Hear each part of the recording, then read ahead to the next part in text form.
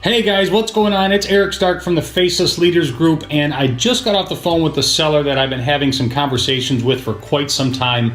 And what I wanted to do in this video is break down for you guys how we take a lead that, number one, most investors would throw away because they just see there's no margin in it and they don't have the creative ability to think past the fast cash offer syndrome that so many people have these days.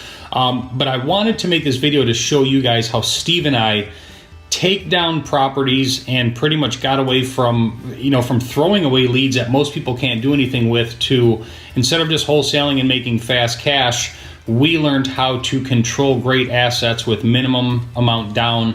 And from there, the options are endless. We can sell it on a wrap note. We can wholesale it and keep the financing. We can keep it as a rental. But basically, we've figured out a way to control assets and therefore turn over more leads and start creating wealth for myself and my business partner. So I want to turn it over to my screen. It's going to be a lot of moving parts. I look forward to your questions below because there's going to be a lot of information coming to you really, really fast. So let me turn you over to my computer screen and follow along.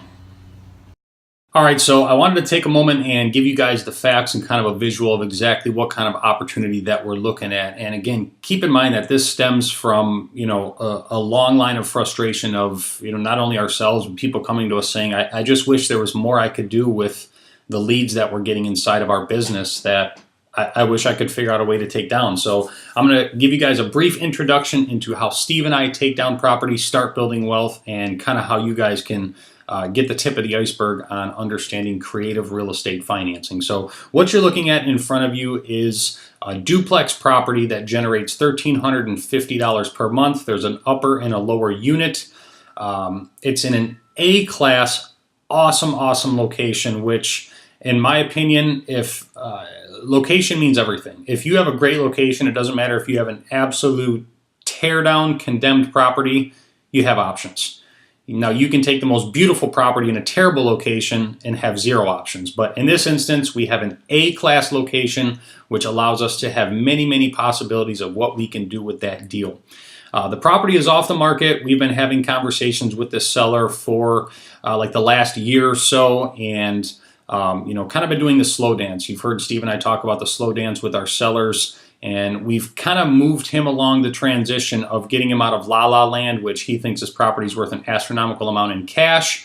We've figured out a way that we can structure a deal that we can pay him that full amount and then some if he's willing to wait it out over time. So the key indicating factor is the seller loves his income. He does not want to lose his income, but he's trying to figure out a way that he can get the equity that he's built inside of that property and start enjoying it. So he's looking to get $170,000. Now, we did offer him $135,000 cash, and if we really wanted to push it along, I'm sure we could maybe inch up to 140 and cover his closing costs, and I'm pretty sure he would do it.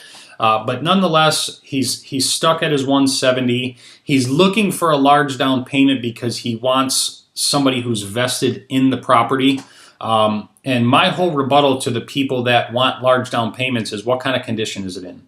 If you have a property that is totally outdated and needs to be remodeled to increase rents or for whatever reason, instead of me giving you a large down payment and having to remodel the property, my stake in the game, because a lot of people these days, if you're going to be doing creative owner finance real estate, they want you to have some skin in the game. Well, our skin in the game becomes the money that we're going to be putting into a property that essentially, if we default, you take back. So if we have to give you $20,000 down and then do an additional $25,000 in repairs, that's often too much for us to put into a property to control that doesn't bring in the amount of income that we need it to, even though we're going to be doing the value add model, increasing the rents, and benefiting from those rental increases. So he's looking for a large down payment. His taxes are currently $4,250 per year. And one thing you guys have to factor, I see so many people make this mistake when they're doing their offers, is the taxes are going to adjust. And in my calculations, they generally go up around 30% depending on what kind of marketplace, especially with the market coming back. So people say the taxable value on these properties are just jumping astronomical, and there's no justification. But nonetheless, if you don't plan for this, you will wake up at your next assessment and say, wow, I thought I structured the deal of a lifetime. Now I'm actually coming out of pocket every single month or every single year to try to keep this deal afloat. So make sure you're factoring the increase that you're going to get when you do record your property transfer affidavit. Your taxes will adjust, and I generally calculate that to be around 30%. So annually, the insurance is right around $1,200 per year. The property, as we said, generates $1,350 per month. Unit 1 gets $700. The other upper unit gets $650, so $1,350 a month total, and that brings in $16,200 annually. Now, expenses on the property, not including debt service, just the simple taxes and insurance are, and again, I'm going to keep it simple for the sake of this video. I'm not going to include the tax increases, but $4,200 a year in taxes, another $1,200 for insurance. That gives us right around $1,450 a month in expenses, or $5,400 per year. So you can generally do the math and see, without factoring debt service, vacancy, repairs, tax increase, any of that other stuff that we're just trying to keep it simple for the sake of this video. But we have calculators that will show you, that help you, factor all these things, because, a dollar is a dollar, and if it's coming off your cash flow, it's going to affect your bottom line. So the cash flow at the end of the year is $10,800 or $900 a month. And the variables that we need to consider are the unit needs to be rehabbed. We always wonder, can the rents be increased as is? And you just don't want to be the guy that's going to knock on the door and say, hey, I'm your new landlord. By the way, your rent's going up $150, and we're not doing any repairs to justify that. We don't want to be those guys in our marketplace. So essentially all we are trying to do is figure out, can they be increased without upsetting people? Is there justification for it? But generally, the unit's going to need rehab in order to increase those rents. Another thing most people need to figure out, we don't so much have to factor this all the time. And to be honest, $20,000, which we plan on putting down for this property, is quite a bit. We generally don't put that much money down, but that's what's going to get this deal done. And since we have it, I can tell you a lot better places where 20 grand could be put other than sitting in our bank account collecting. I think the last time I checked interest rates on bankrate.com, it was like 0.61, so 0.6%. I'd rather stick 20 grand into a property and have it paying me something every month. So the seller is netting around $5,000, but he does deal with the day-to-day. Now, again, he's told me that, every landlord I ever talk to, they never have tenant issues, they pay on time, blah, blah, blah, yada, yada. For whatever reason, that doesn't incur in my world. We have issues we have to deal with whenever we buy these things. So he is dealing with the day-to-day operation. We are going to show him how to receive an interest-only income without ever having to deal with any phone calls, tenants, taxes, toilets, any of that stuff ever again. Lastly, we need to 100% confirm, because we say this all the time, buyers are liars and so are sellers. And again, I love my sellers. They are the lifeblood of my business. They are the passion behind what I do. My greatest payday is getting, testimonials like, the one we just received from Dave. He bought his family's whole portfolio, sent us a very nice handwritten letter saying, thank you so much. You finally allowed Mom and I to retire. That's my biggest payday I could ever have.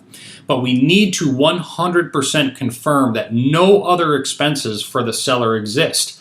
Is he paying the heat, the water, any of those things that can affect our cash flow, because we're working on a small margin. Lastly, as we already spoke about at the beginning, can rents be increased as is, and if so, how much? While we're trying to figure out what we want to do with the property, or make little adjustments, even if you can get $50 more a month, $50 is $50, it increases our bottom line. So the benefits that the seller has in doing business with us is he is able to capture his equity without losing his income. And what I mean by that is if he were to just throw the property on the open market, not only does he have to deal with, FHA and all these guidelines and regulations, or even if it's a cash buyer that comes along that's going to offer him much, much less than his $170 and likely not even going to pay him the $135 that we were willing to, our whole purpose is to capture the equity without losing his income. So he's able to say, okay, I got this amount locked in. Now I'm going to bleed it out over time. And since I built my lifestyle based on income, I'm going to continue my lifestyle based on income without just taking a big hit by the tax man, sticking that money inside of a bank account that's pretty much going to unwind the last 20 years of growth this guy's had with his rental real estate, stick it in a bank account at 0.6% and start unwinding his wealth in the next couple of years that took him 20 plus years to build up. He gets a first position security, meaning he gets a deed and a promissory note that we promise to pay him, secured by a first position mortgage against the property, meaning we cannot sell it unless he is notified at that point, which we've done before. Hey, Bill, we're selling your property. The thing is we owe you this money for the next 10 years. We got options. Are you okay with us putting it on another property? That'll be for another day. But nonetheless, he gets first position security on that property. Never has to deal with tenants, toilets, and taxes anymore. We take care of all that. And ultimately, he gets the confidence of knowing he's dealing with a buyer that's got a track record. He's able to sit with our title company, call our references. He can come visit our office, our flagship location, which means we got our feet planted in the ground. We're not just some fly-by-night company working from home trying to figure out how to get rich in real estate. We really do real estate, and we can prove that to him. So the offer structure looks like this.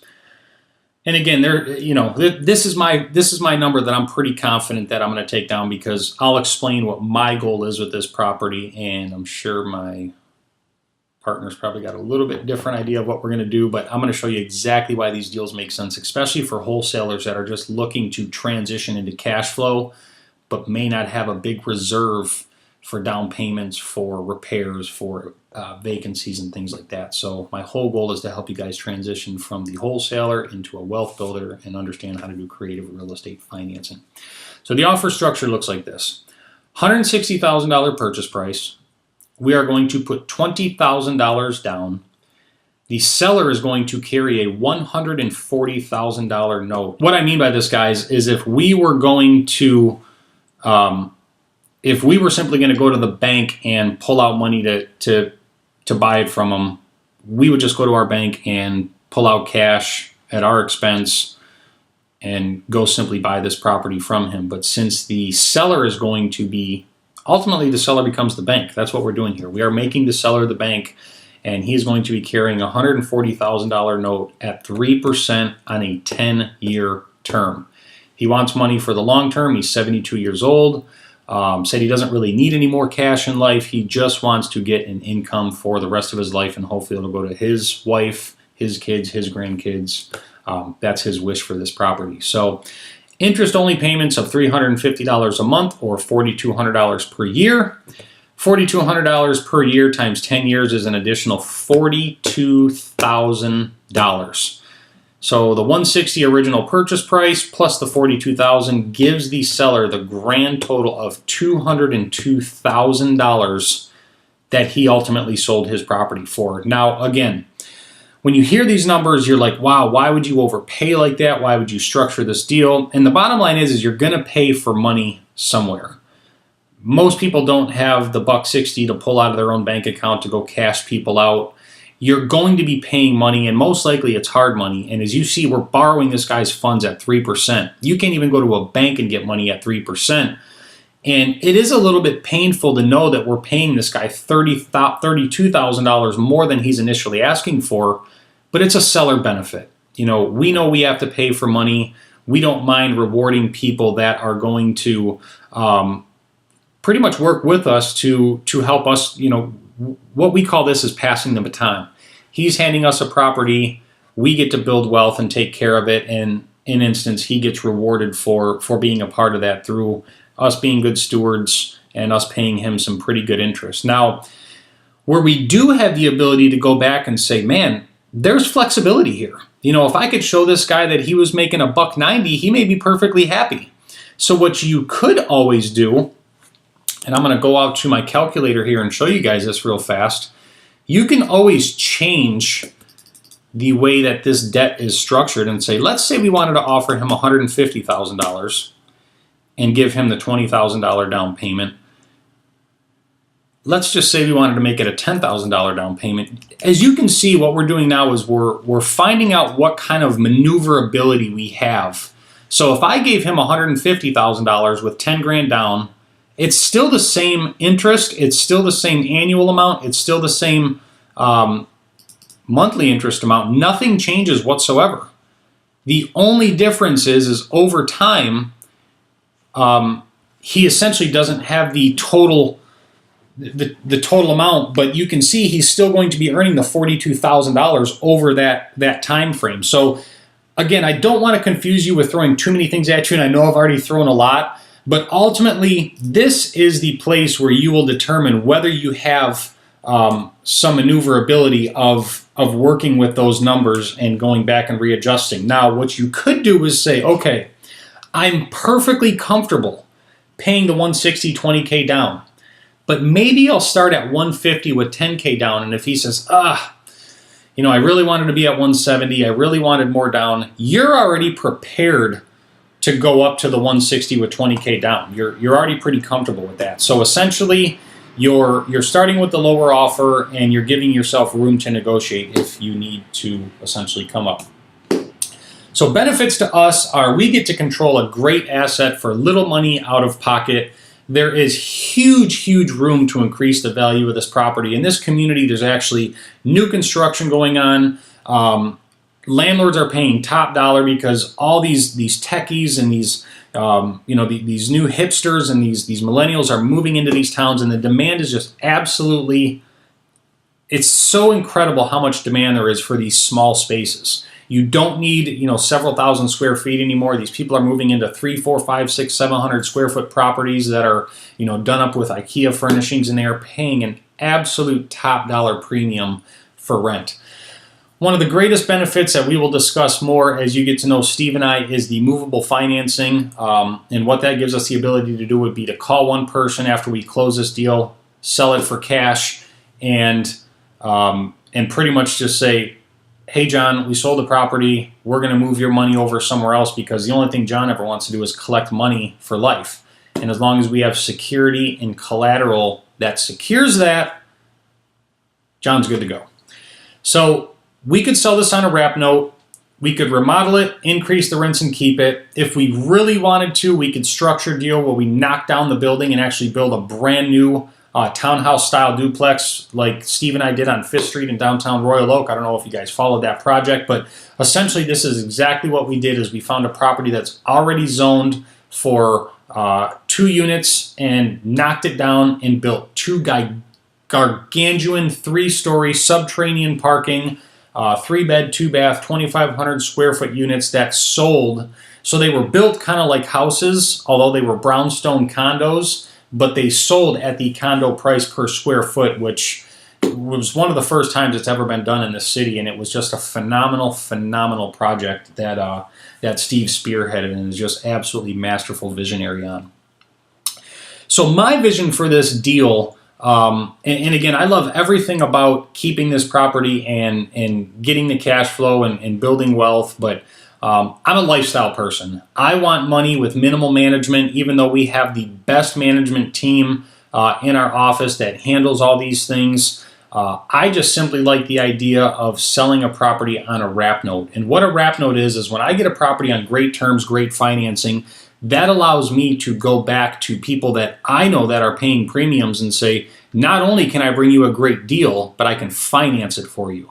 When you offer to finance properties for people, you open up a whole new world of opportunity. And the only thing that I have to do is either hire a servicing company or keep it with my title company, and escrow will handle everything on a monthly basis, where the seller just, my buyer would bring it right through the title company, make the payment, we would pull out our margin out of there, and then we would just pass the balance right on to the seller, because we're obligated to pay him, our buyer's obligated to pay us, our buyer's obligated to pay the taxes, the insurance, all the premiums, the city inspections, and then send us proof of that. If they don't do that, we actually charge them 10% interest for taking care of that, along with a bunch of prepayment penalties and other fees and things like that we put inside of our agreements together. So my ideal scenario for this property, and again, I do have to got to discuss it with this guy over here, but essentially, I am only a couple text messages away from calling a few of my buyers and selling this property, maybe even more. But without a doubt, I could sell this property for $180,000, get $20,000 down, and I could get more. If I wanted to get 30 or 40, I could get more. But one thing I don't want to do is have a balance that's owed to me that is less than what I owe my seller. I never ever want to put myself in that position, even though I have all these clauses and prepayment penalties for my buyer. I don't ever want to have to owe this guy $160 and now my guy only owes me $140, because if he cashes me out and I went and spent that money on Gucci shoes, I'm in trouble. I'm not saying I do those things, but I'm just saying you never ever want to jeopardize the integrity of your business by putting yourself in a situation where you've spent money that essentially is somebody else's because this person gave you more of a downstroke on the purchase. So $180,000, $20,000 down, $160,000 balance at 6% gives our buyer an interest-only payment of $800 per month. Now, as you guys seen before, what we are paying the seller is $350.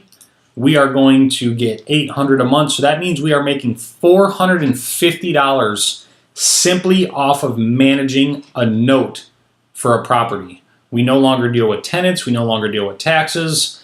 In the event that our buyer defaults, obviously we get the property back. We do lose the asset, which we no longer have the ability to build wealth for the long term, but there are times when it just makes sense to use this play and wrap note a property. So especially if it's your first deal, because if you don't have this 20 grand down, maybe you do have it, or maybe you could borrow it, and maybe you already have a buyer lined up that would buy this from you on a wrap note. You could fork out that 20 grand, and then maybe your buyer gives you your 20 grand back when you sell it to them. You could just give your lender like a flat fee, or if it was your own money, you could buy this deal on Monday, sell it on Wednesday, and not have your money be out of your hands for more than 48 or 72 hours at the most. So my vision for this property, just because I got to be honest, it's smaller than what we're looking for. We only want to buy and acquire and hang on to properties that are 25 units plus at this point, or commercial.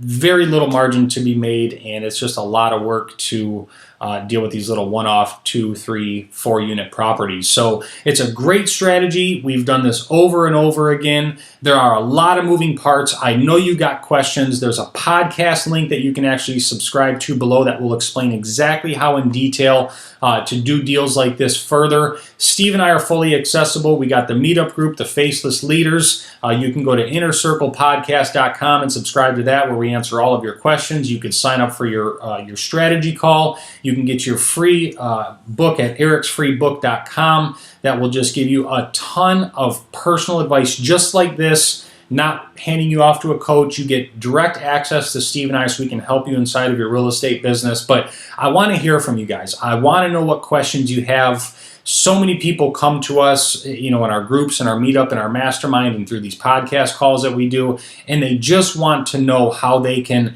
either, get in that first deal or ultimately get past wholesaling and say, man, I'm maxed out. I can't do anything else in my business. It's me doing everything. How do I start creating wealth so I don't have to go back to the day job of flipping over and over and over? It drags on you guys. You can only wholesale properties for so long, and when you start to do deals like this, you'll really realize that wholesaling is some of the hardest work that you can do inside real estate. So I want you guys to ask your questions. I want to help you guys get to the next level. Faceless Leaders, you can come to our meetup group that we do down here in South Florida. We do them in Southeast Michigan as well, inside of our office. ericsfreebook.com. Connect with Steve and I at Facebook. He's at the Steve Mills. I'm at the Eric Stark, and you guys can contact us for all your questions. We'd love to help you guys out with any and everything you need to get you to the next level in your real estate business. So I thank you for taking the time to spend it with me. I know there was a lot of things that were going on here, and look for the follow-up video when we are at the closing table. You're going to see the smile on the seller's face. The guy's capturing his equity. He's got good stewards managing his property. He's going to know that we are passing this right along to somebody else, and that for the next 10 years, that guy's going to have money coming into him every single month, and he's never going to have to deal with tenants, taxes, and toilets ever again. So I want to thank you guys from everybody here at the Faceless Leaders Group. I thank you guys so much for choosing to spend some time with me. I'll see you guys on the flip side.